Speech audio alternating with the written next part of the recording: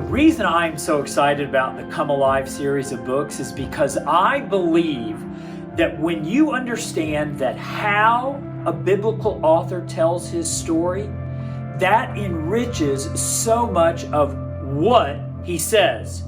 Most Bible studies go immediately to the what. What does it mean and what do I do? The Come Alive series spends some time talking about the how. In the case of the book on Matthew, how does Matthew, the consummate theologian and the brilliant literary artist, how does he craft his story to propel his point? How does his style, how does his literature, how does repetition, how does his use of questioning, how does he tell his story? And when you can uncover that, when you can realize, man, these people who wrote the Bible, they were not only inspired by God, they were brilliant.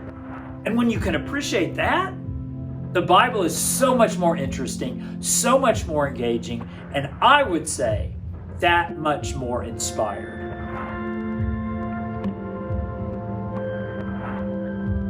So you may not know this, but in ancient times, when Matthew wrote his gospel, the process of writing was A, very expensive. The materials cost a lot. And B, it was back-breaking labor. So Matthew leaning over some kind of desk and writing on parchment, it was a laborious activity. He wasn't word processing and he wasn't able to copy and paste. It was expensive and it was painful.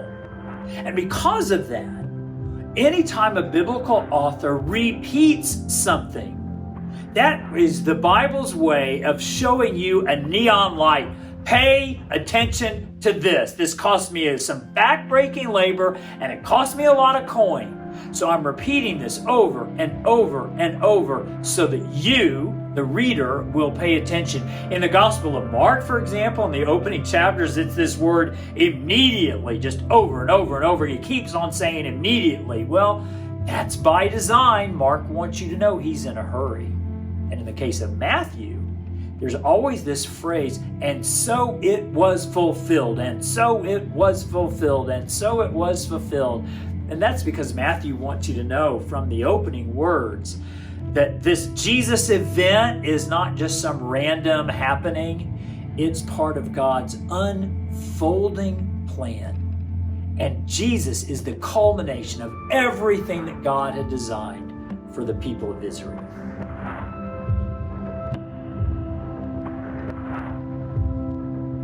I would love to tell you the worst question ever to ask in Bible study. Would you like to know what it is?